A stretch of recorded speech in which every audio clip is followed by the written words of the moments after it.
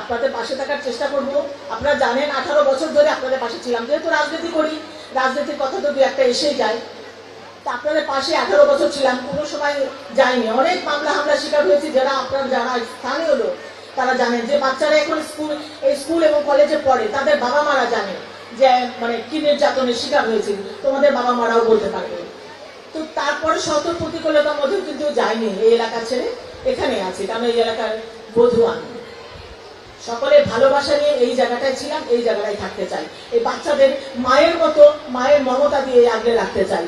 জানি না, আমি আশা করব, অনুরোধ করব, যেহেতু আমি একটা দল বিলম্ব করি, তোমরা সকলেই শুনেছো শহীদ রাষ্ট্রপতি জিয়াউর রহমানের নাম। বহুদলীয় গণতন্ত্রের প্রবক্তা, স্বাধীনতার মহান ঘোষক, এবং তিনি ঘোষণা না দিলে আজকে আমরা দেশ স্বাধীনতা পেতাম না। সেই শহীদ রাষ্ট্রপতি জিয়াউর রহমান, মনে রাখবে, বাংলাদেশের প্রথম রাষ্ট্রপতি তিনি, এবং বাংলাদেশের প্রথম নারী প্রধানমন্ত্রী দেশনেত্রী বেগম খালেদা জিয়া, আপসহীন নেত্রী। এটা তোমরা শিখবে। এবং এখন যে ভারপ্রাপ্ত চেয়ারম্যান এই তারুণ্যদের নিয়ে এগিয়ে যাওয়ার জন্য কথা বলছেন, তো এগুলো আমাদেরকে ধারণ করতে হবে।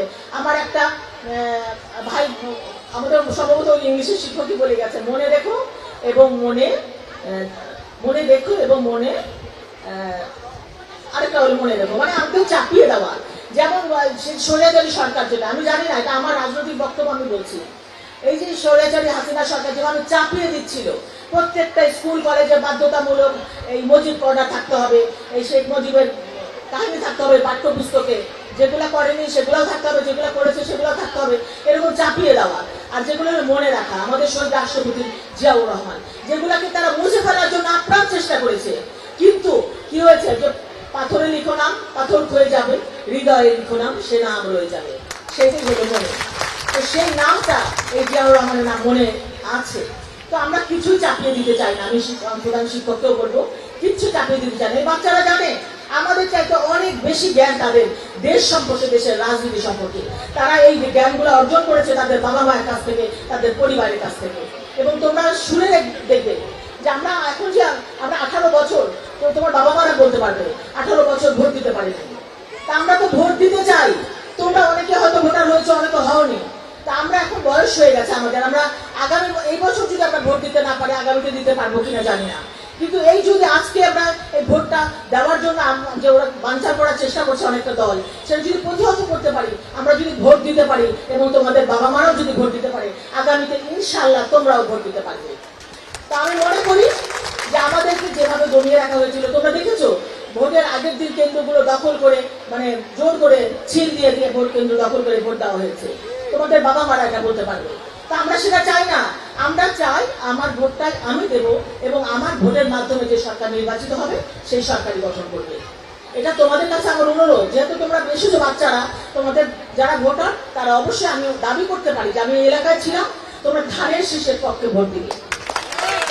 এবং যারা ভোটার না, তারা দয়া করে তাদের বাবা মাকে বলবেন, মা বাবা, তোমরা যদি মনে করো শহীদ রাষ্ট্রপতি জিয়াউর রহমান বা দেশনেত্রী বেগম খালেদা জিয়ার ধানের শীষই যোগ্য, তাহলে তোমরা ধানের শীষেই ভোট দিবে।